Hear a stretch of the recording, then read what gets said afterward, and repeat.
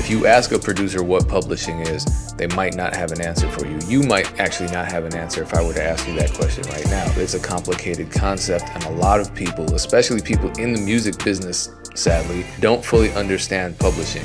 I mean, publishing involves a different copyright from the master, which is something that I think more people understand.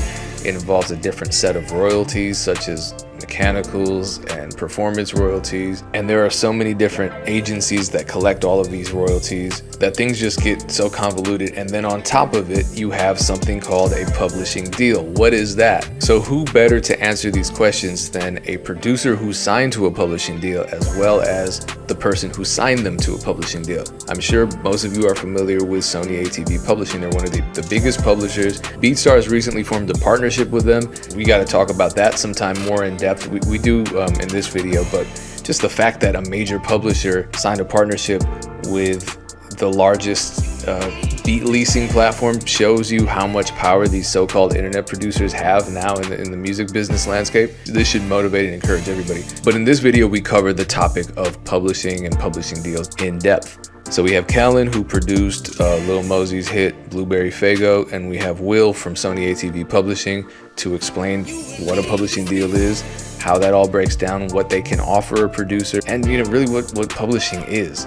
And we have these conversations, Dame and I, every Monday and Thursday at 3 p.m. on Beatstars Live, www.beatstars.live. And the other thing too is these sessions are free. So if you haven't attended one, you must really have something important to do at 3 p.m. on Mondays and Thursdays. But that's why they're archived. So here it is, publishing for producers, specifically publishing deals.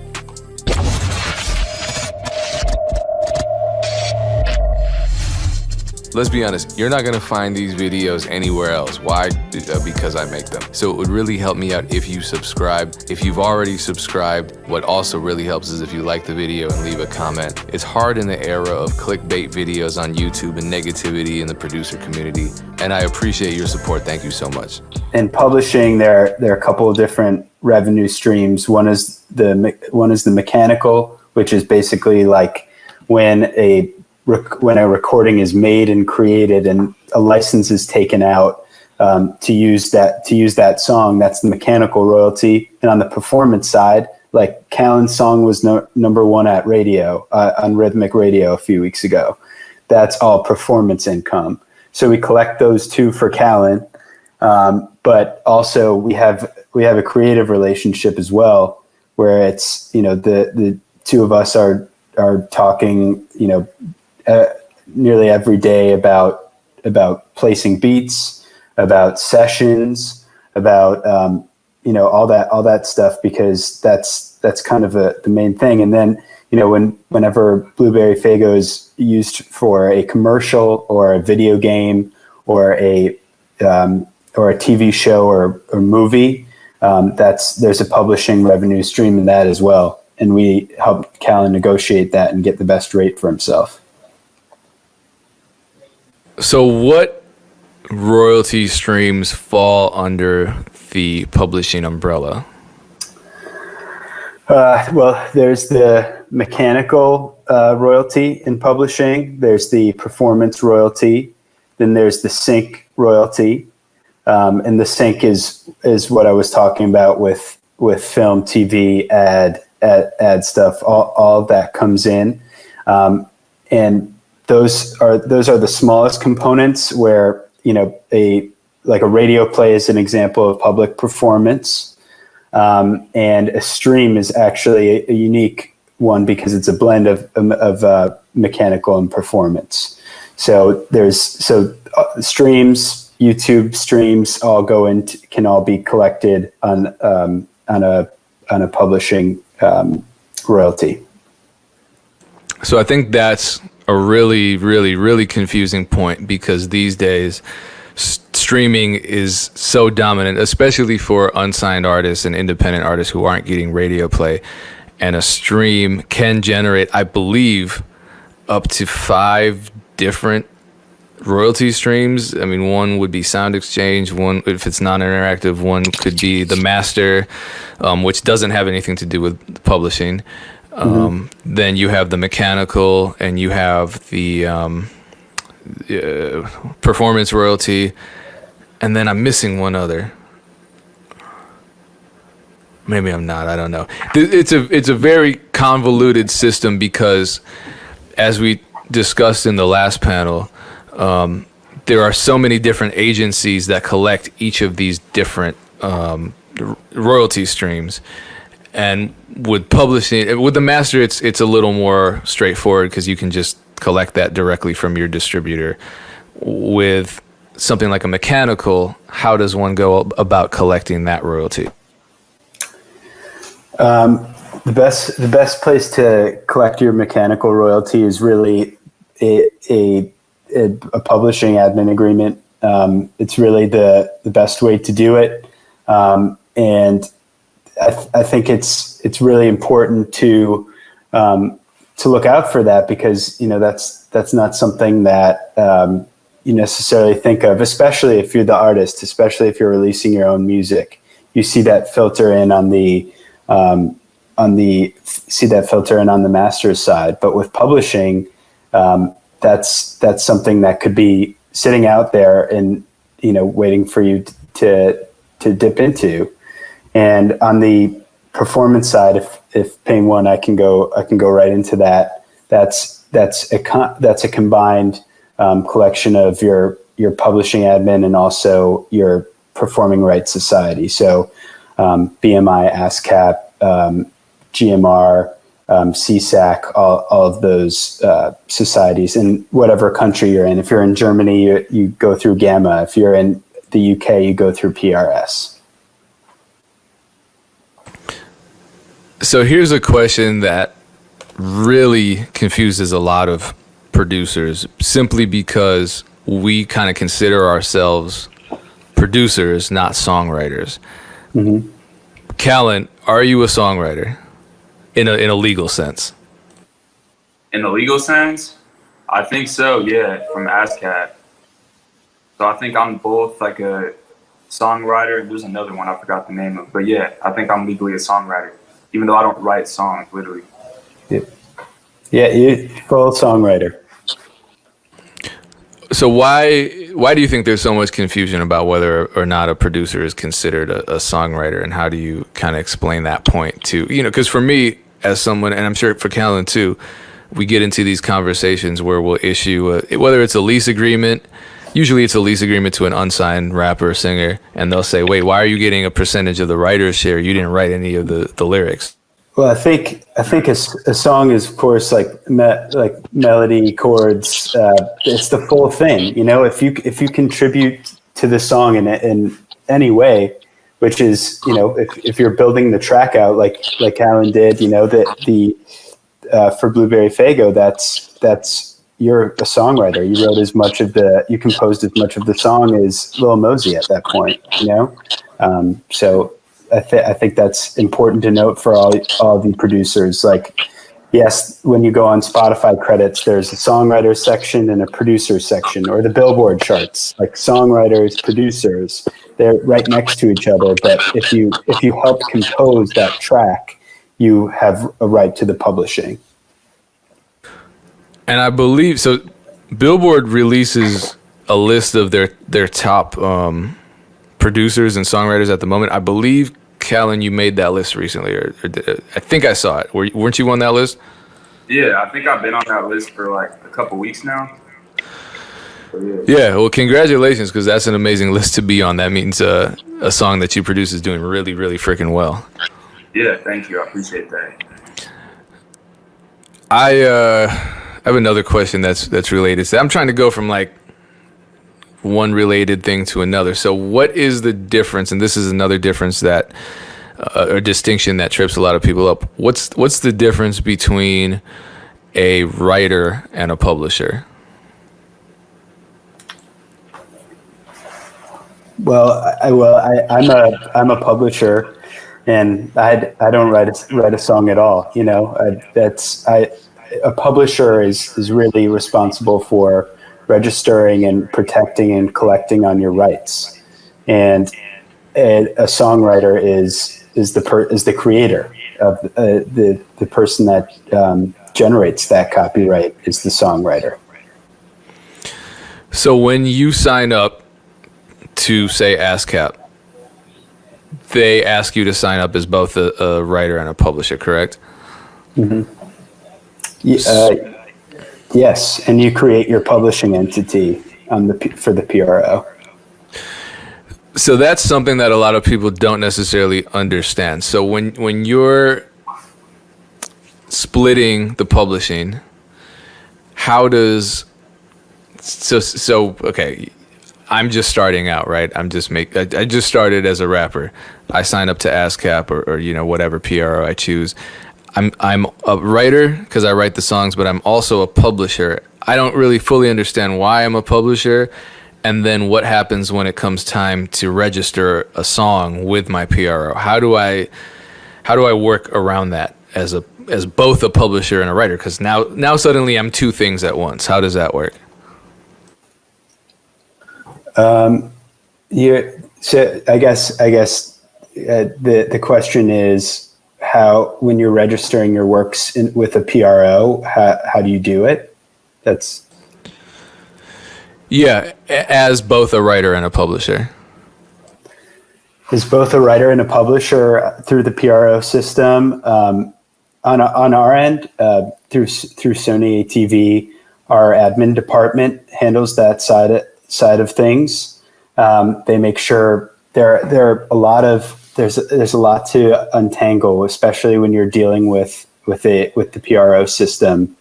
And we have a amazing staff based in Nashville that really locks into making sure not only you're right within the Sony ATV system, but in the BMI and ASCAP system as well. And it's a difficult thing because, sometimes somebody else, you did a song with somebody, right? And they registered it on with their PRO, and the split's wrong or something like that. So when you have to go into that, that's something where it really helps to, keep up relationships with your co-creators. So when you're registering a song, it's not only you, the entity that wrote the song, and that's your copyright and your intellectual property, but you also have your publishing company, which you can set up through ASCAP or BMI, that is paid and registered along with your person on BMI and ASCAP.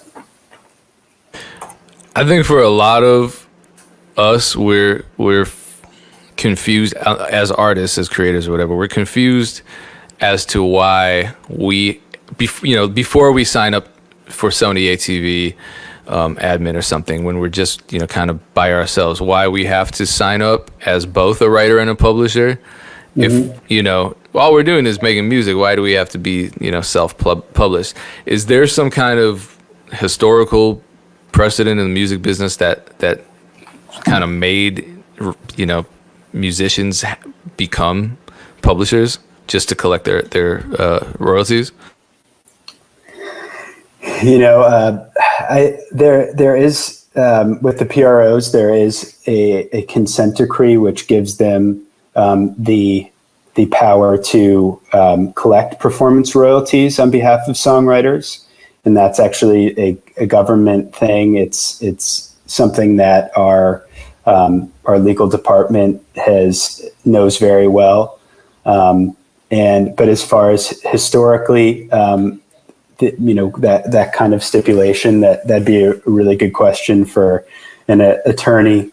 At what point that came into effect and how it continues to influence what's going on today.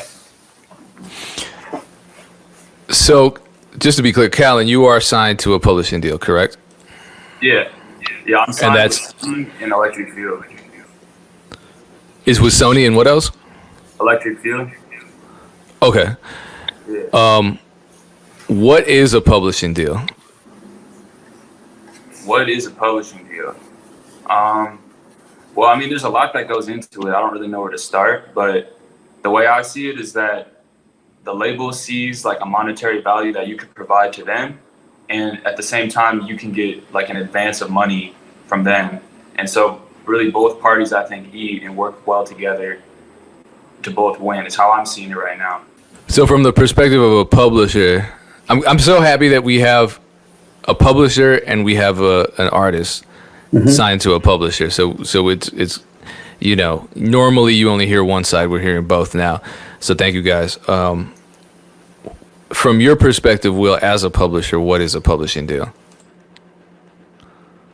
A publishing deal is a songwriting agreement. It's we are working fully aligned to develop Callan as a songwriter. And again, and to clarify, a songwriter and producer in this case are virtually the same thing.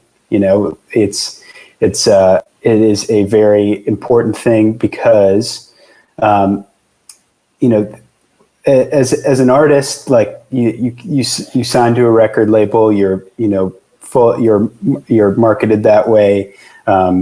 You're very active on marketing yourself and putting complete projects together and marketing those.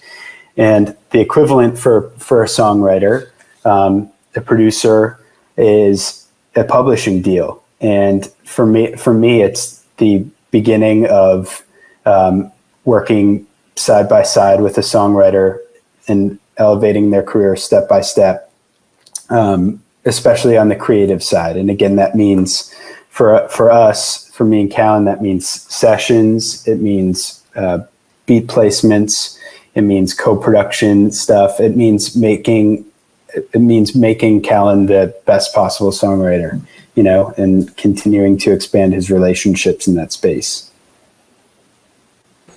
So then with the partnership between Beatstars and Sony ATV, what you're offering is publishing administration. Yes. And this is something that's really, really revolutionary. I don't think any platform has ever offered this kind of partnership with a major publisher. So what is the difference between a publishing deal and a publishing administration deal? A publishing administration deal, at the core, what the main difference is here is on the admin side, it is our primary responsibility to collect your royalties, and that's in both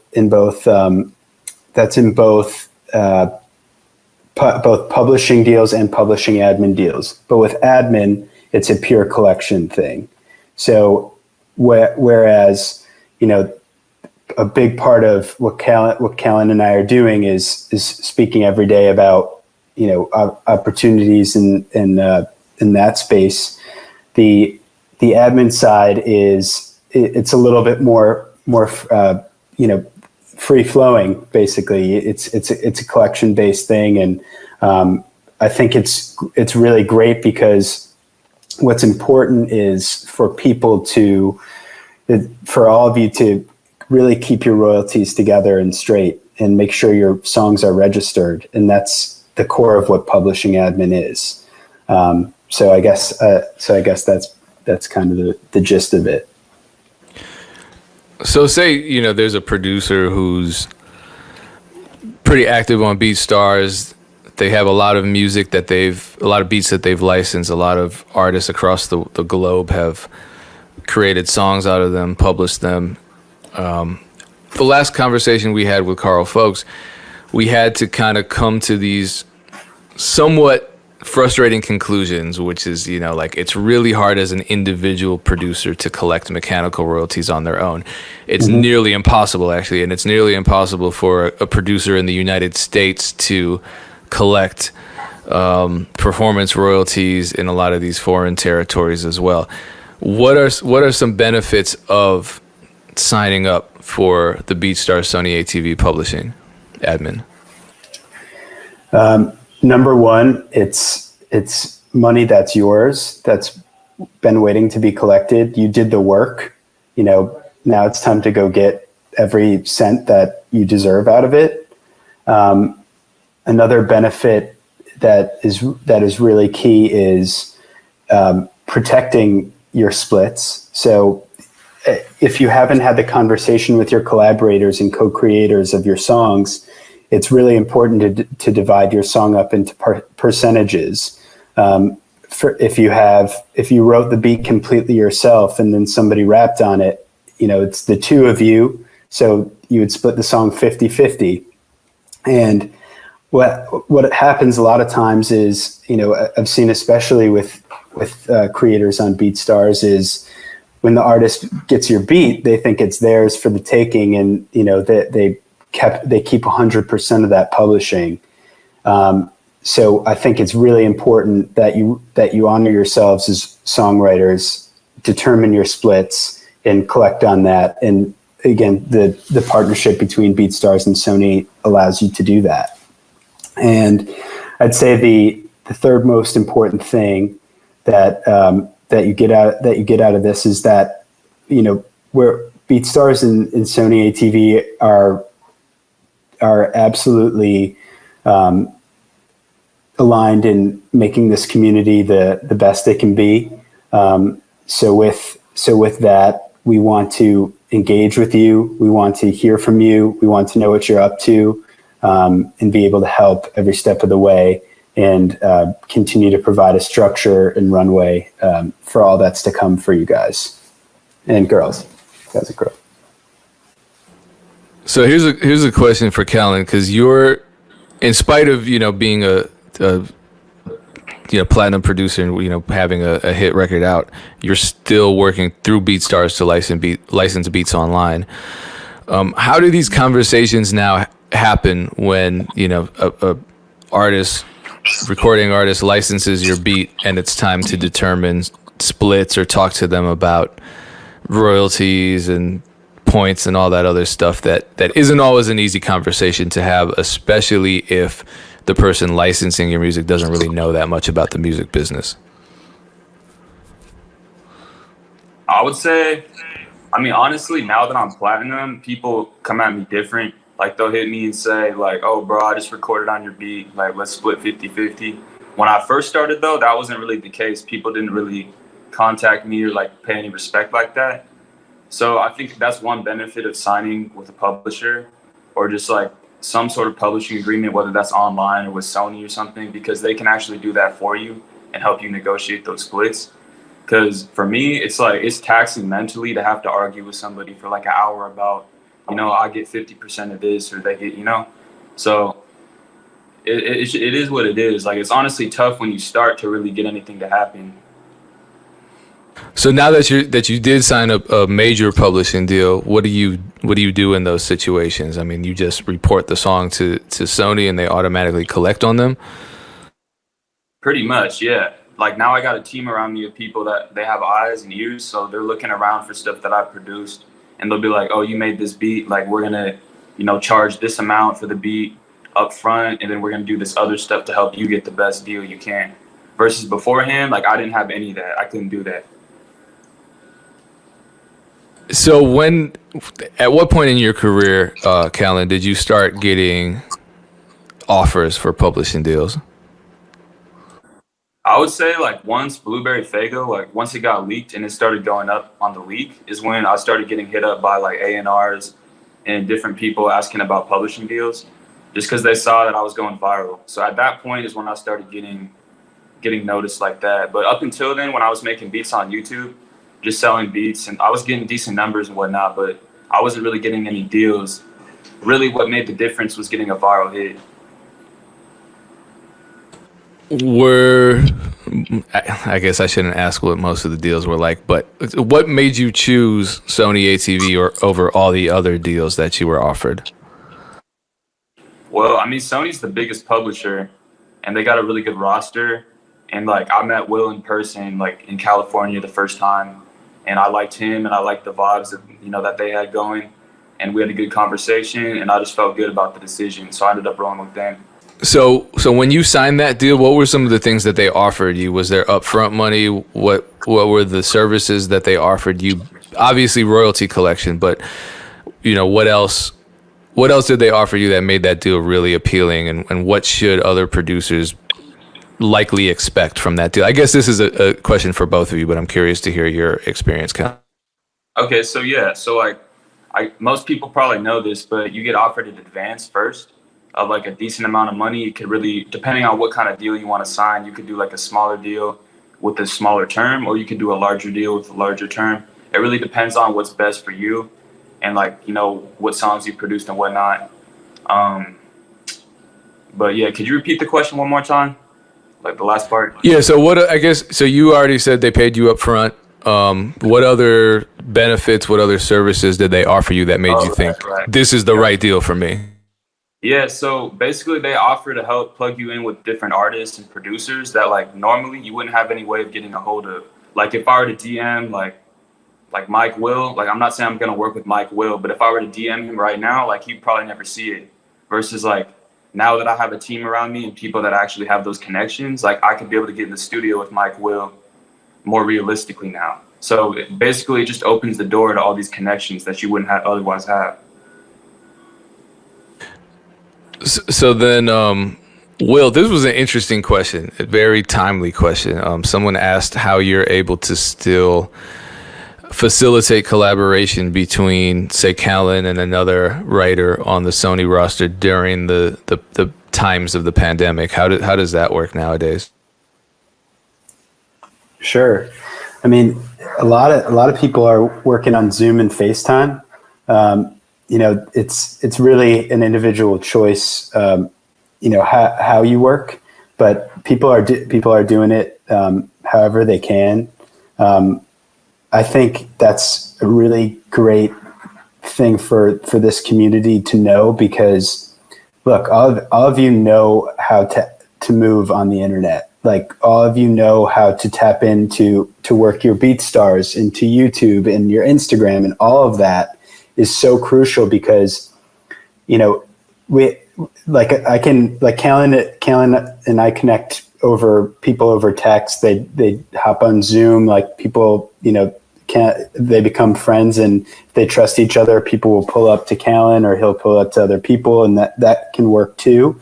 But especially like when you're starting from this place where we've got a difficult situation going on in the world, like being super active and plugged in with your account with BeatStars, and also everything else you can do to market yourself. It's never been more important, really. It never has. So keep going.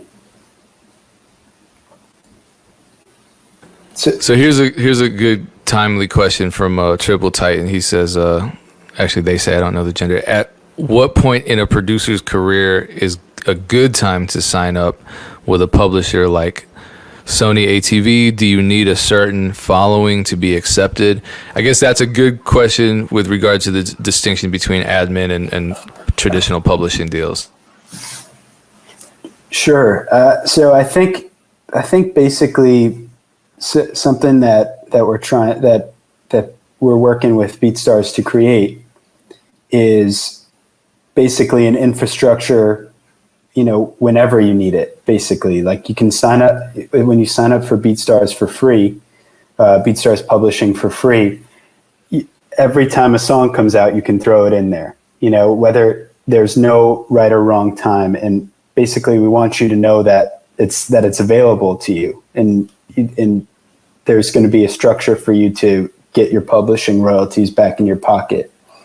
As far as signing a wider agreement that comes, you know, with a more extended term, like Callan alluded to, there's a right time for everybody. It depends on a mixture of things. A relationship's important, as Callan said, and also when you have catalog to collect on, that's an important thing. And by catalog, I mean a bunch of quite a few cuts that are out there to collect on. So I think all that timing, you know, it's all goes hand in hand, and it's really a mixture of things. When did you start making beats, and when did it become your career? So I started maybe like 3-4 years ago. I was like a freshman in college, just messing around with the program.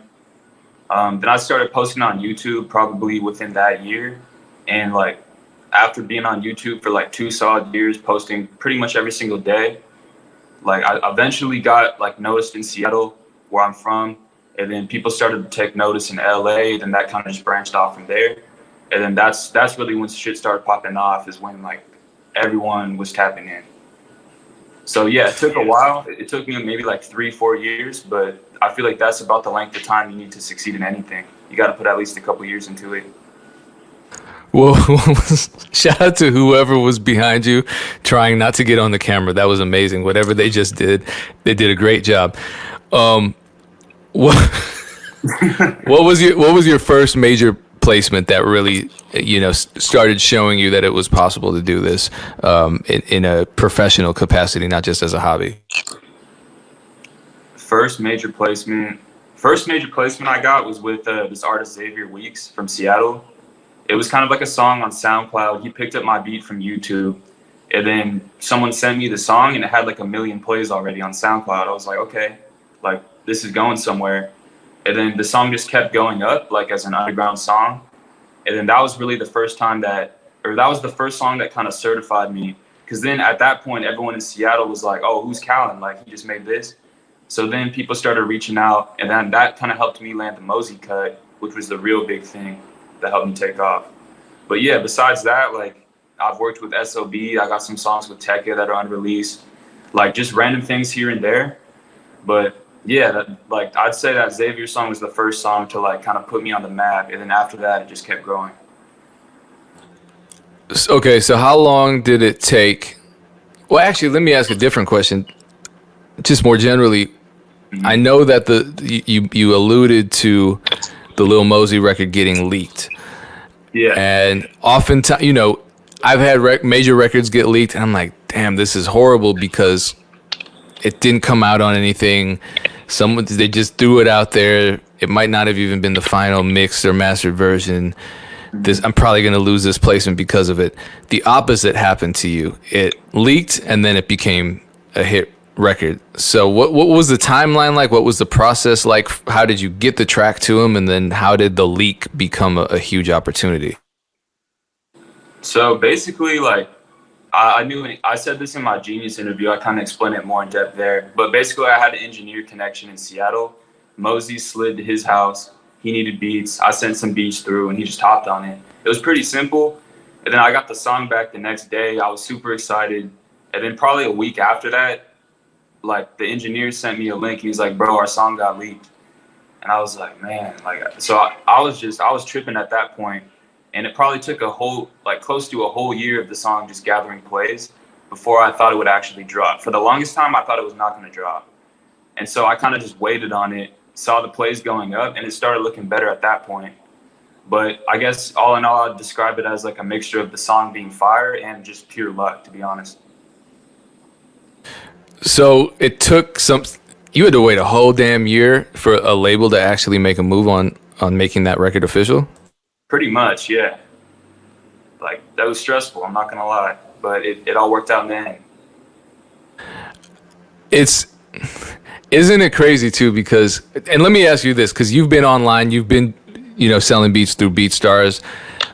That's a way different process than a major label placement. With a major label placement, as you said, you waited a whole year and you had no idea what was going on. It's different from just getting a Beatstars notification that you made a beat sale and you got money for it immediately. Mm-hmm. Would you say the fact that you were still with Beatstars and still licensing beats in the meantime helped you not go crazier during that year-long wait? Yeah, absolutely. Like, I wasn't gonna just, I got a Mosey record, let me just sit on the couch for the next year. Like, nah, like, I was gonna keep making beats, so I just kept doing that.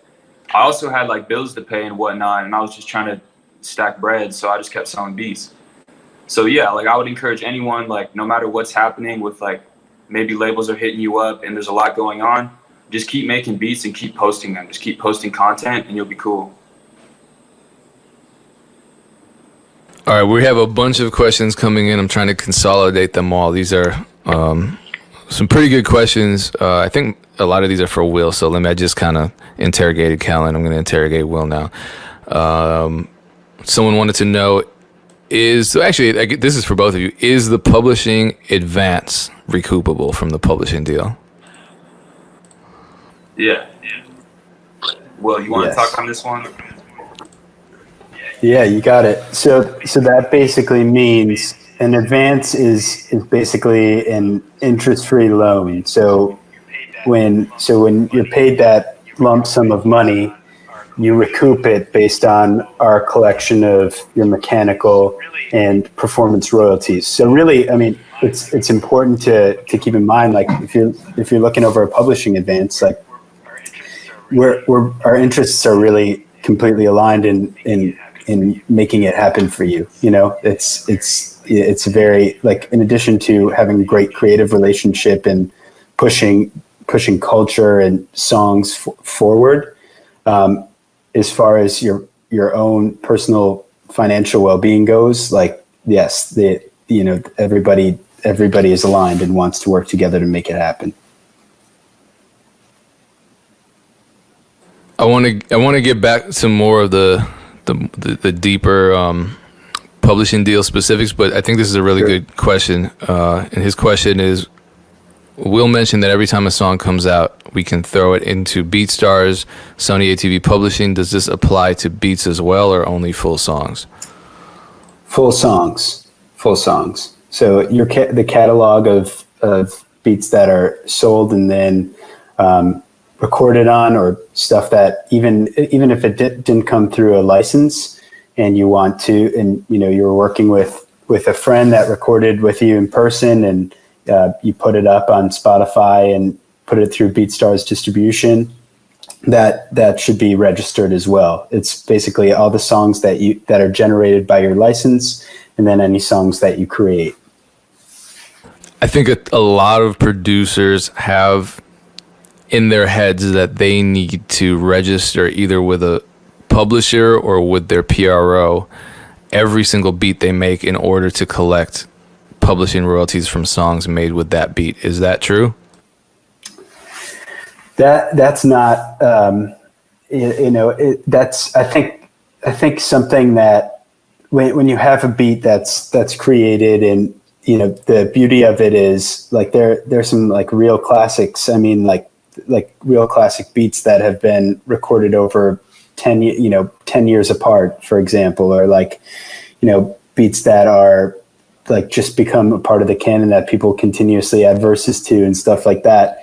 And I think the great thing about publishing is that beat is the core of each song. So if you license the same beat like five times and 5 songs are created, register all 5 songs. The sum of the parts are add up to the same thing for you guys. And I think it's really important for that reason to keep track of what's created off of your beat, but also making sure that your admin is super tight, and that going forward you can continue to know what your catalog looks like. This is a great question that was just asked, because I think we're getting into more like financial literacy. Or they might just be asking if Callan went on and bought a chain with his advance. But what is the publishing advance meant to be used for? I guess that's kind of a subjective question, but I'd like to hear your opinion on that and Callan's opinion on that too, as someone who received an advance. Honestly, like, you could blow the bag. I wouldn't recommend doing that though. Like, you'll have fun, like, you'll have jewelry, you'll have clothes, but I would recommend, like, what I'm doing so far. I've spent some money on jewelry, I've spent some money on clothes. But for the most part, I'm trying to save a lot of that and put that aside, just so that I have a cushion to write on. Like, in case anything goes south, I got a cushion of money that I could save. I could invest it. I can make my money make more money for me. So that's honestly the smartest thing to do, and I would recommend doing that. Don't spend too much. Don't splurge at all. Just don't do that. Right. And Callan, I mean, some of that advance also went to I guess personally, you started the year in someplace else and moved another place. Like, you want to go into that part of investing in yourself and growing your career? Yeah, sure. Okay, so I was living in Seattle. Didn't really have a studio over there. Didn't really have a lot of freedom to create. Didn't really have, like, a way to get into real studios and, like, meet artists. So basically with my publishing advance, the first thing I did was get myself an apartment, get myself some furniture, just basic stuff like that. Like get myself out to LA in a place where I could better succeed. And that's honestly the first thing you should probably do if you get a deal, is like put yourself in the most ideal location and situation you can with the money.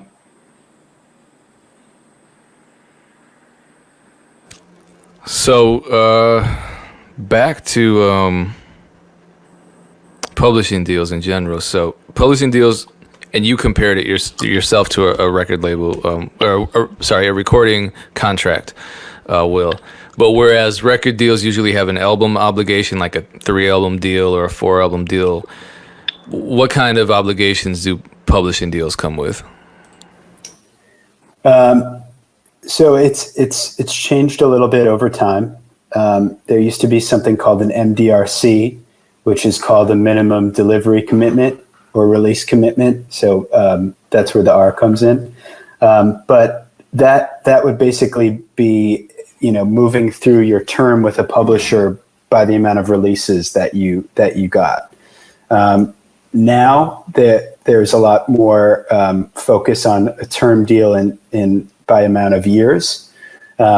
So, whether that's tied to an advance, if you're, this advance makes your term this long, or if it's an admin agreement, like the offering with Beatstars, that's a year of collection. So like you sign up today, the August 6th,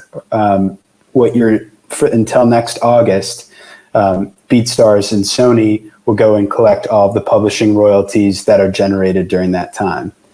And I think what's great about the publishing business in that sense is like it's evolved to best serve how music's released today. I think nobody that for MDRCs, a lot of them were tied to like major labels and stuff. Like there are so many players now. There's AWOL, there's Caroline, there's Empire, there's Beatstars distribution. Like all these songs have so much potential to be amazing earners. So I think that the current term of time-based deals are super important and friendly to making it work for the writer and how music's released. Let me ask you this then, because we had a big talk about content ID systems in the last session. And I guarantee you, Callan, you've been going through the same thing. Just getting all these copyright claims and stuff and dealing with content ID when you license beats online, and all of these systems that are in place in the music business really are not accommodating of the new model of how music is made, which is largely from beat leasing. I mean, for God's sakes, we have Old Town Road, one of the highest grossing songs in the last decade or two, and it started as a Beatstars license. So it doesn't seem as though the music industry as a whole is rushing to catch up with the times. However, Sony ATV is, because they have a partnership with Beatstars, which is not only totally new, but it's also really forward thinking. How do you think the industry needs to change to really catch up to the way that music and technology are meshing together to create the contemporary landscape of the music business?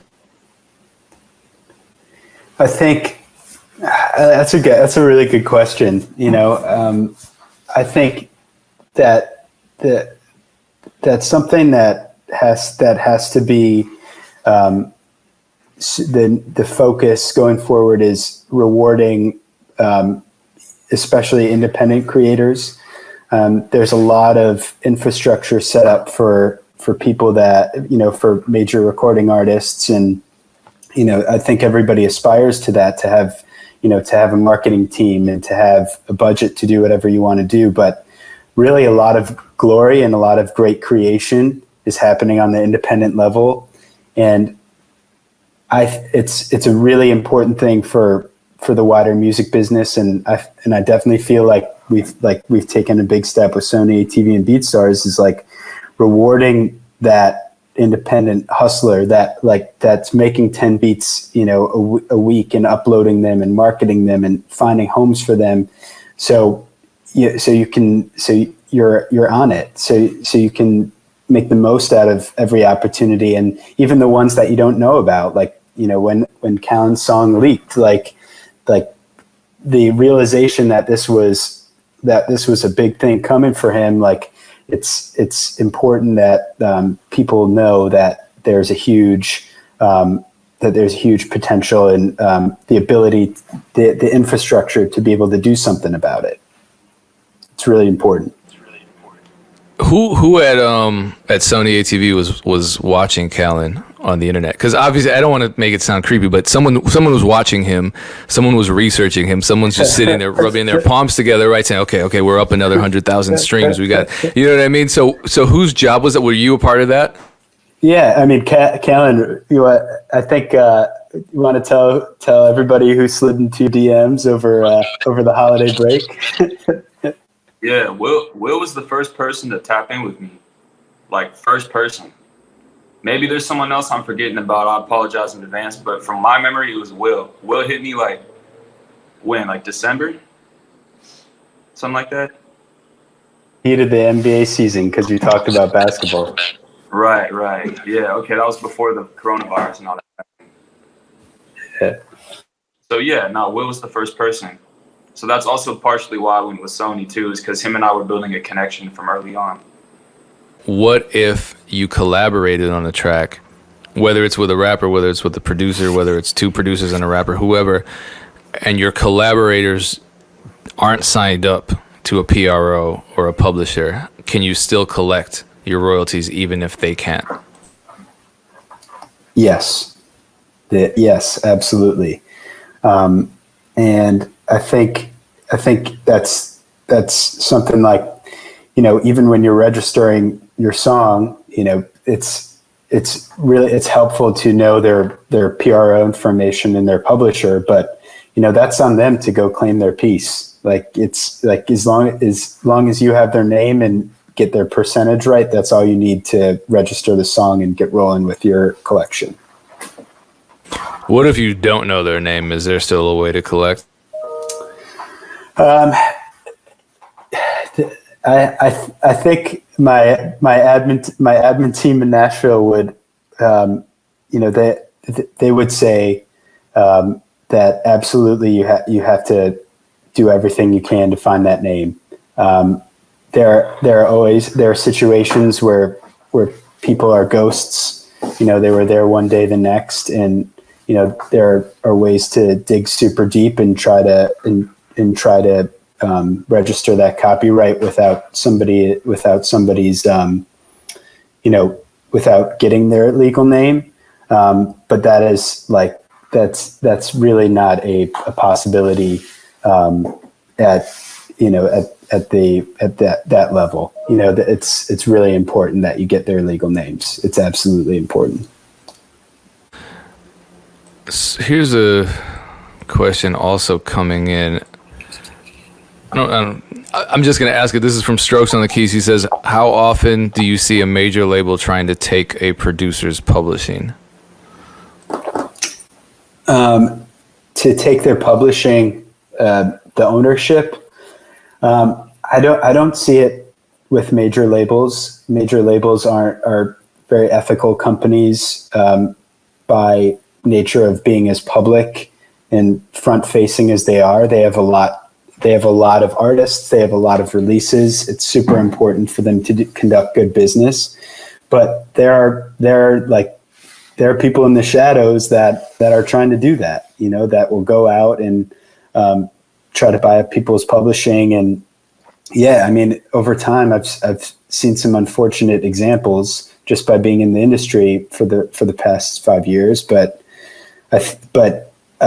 that's also, I would say, number one, there are companies that buy catalogs of publishing, and you see the headlines of them in Billboard and stuff like that, and those are millions of dollars. Like, if somebody's offering you anything, a lump sum to buy your publishing, don't sell it. Don't do that. That's your money. Like, don't sell yourself short. So I think that's super important. And knowing what that looks like. If somebody says, if you look at defined terms and it's somebody that says, I'm going to own this, if somebody's buying this work outright, that's not cool. Like, that's your intellectual property and your creation. So make sure you hold on to that. It's super important. Seriously. Thanks for that question, because that's important. Yeah, and I don't know. Of all the placements I've gotten with a major label, I can give you 1,000,001 complaints, but them trying to buy my publishing was never one of them. Switching gears, though, I see Callan yawning, so let me ask him some questions that will wake him up. Your recent hit with Lil Mosey, Blueberry Faygo, contained a pretty prominent Johnny Gill sample. And I believe, didn't Johnny Gill co-sign the record? Didn't he say he liked how it sounded? Yeah. Which is crazy, because you almost never hear that from the person that you sampled. So it's like, that must have really been a really encouraging moment, right? Definitely. No, it was super inspiring. So given that he already likes the song, what was the clearance process like? Like, when did it happen? What did you have to deal with, if anything? Who handled the clearance? How did it affect your splits? I know I'm asking you a ton of questions, but I'm curious. Man, where to start? Honestly, it was a headache. Like, from my perspective, I didn't even think the sample could get cleared at first, because that's what I was hearing was like, oh, this record's way too big, like it can't get cleared. That's what I heard at first. So I was thinking, okay, well, the song's never gonna drop, or if it does drop, I'm gonna get like a terrible percentage. But like, as time passed and like, the conversations kept happening, it sounded like that song had been sampled before by other big artists. So that came into the picture, and then the odds of it dropping just continued to look better from that. And eventually, I don't know if Johnny Gill heard the song before we cleared the sample, or like what the deal was with that, but it ended up clearing. It ended up working out. So like, I didn't really know all the details, like from my perspective, because like my team was handling that for me. But yeah, no, that's pretty much it. When you say your team was handling that, who are you referring to? Who's a part of that team? My manager Jordan, my manager Dylan, Will, other people at Sony. Really, like, there was probably at least 5 or 6 people handling that, and everyone was kind of panicking, making phone calls all day long. Like, it was hectic. It was crazy for about 2 or 3 months.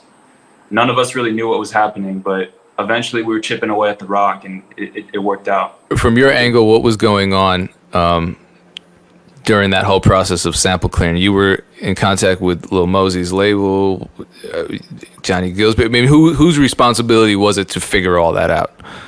So that was actually, I mean, it's a shared responsibility amongst the writers, the publishers of My, and Interscope. If Interscope wants to put out the song, which they did, they have to go to the publishers and come up with a sort of a plan for clearance. And from my perspective, on the publishing side, I think it's very important, because when you're sampling something, you're bringing those people on as co-writers of your song, like what Callan did when he sampled Babyface and the writers of that song, is he brought them into it, and I think, and that's, some people love to be sampled, and clearly this is a case where, like, Johnny Gill, Babyface, they fully embraced the song. That also being a further example with Old Town Road, like the guitar piece was a 9 Inch Nails sample, and that was great for them. That's great for 9 Inch Nails and Trent Reznor and Atticus. So I think it's also important to keep in mind that not everybody is keen on being sampled. And as Callan and I work together over time, we expect those challenges too. If Callan is cooking up one day and puts a sample in there that we love, but then when we go to clear it, the writers can say no, and that's something you have to be prepared for. So on our end, in that whole discussion, obviously everybody wants the song to come out, especially if it's as great as it is. It's really an important part of making that, making sure all of the parties are coming to the table and negotiating and figuring it out. And we have a department for that, by the way, at Sony ATV. We have a great industry leader by the name of Dag Sandsmark, who's incredible at making sure that those things are fairly discussed and pursued. How does that affect a producer's publishing when they sample usually? I mean, I'm sure it varies, but in this case, somehow you were able to negotiate where Callan maintained ownership. Yeah, it's basically, it starts. It's a song can start with one person and then just go up from there, right? And when you're sampling, like I said, you're pulling in people as a co-writer of the song, so then they have some publishing on it too, and it ends up working out for everybody, because when a song comes out and it's generating tens of millions of streams, it's everybody's happy, everybody's winning. So that's the case. And I forget, was Sony ATV involved in Old Town Road at all? Lil Nas X is Sony ATV writer. Okay. The clearance of that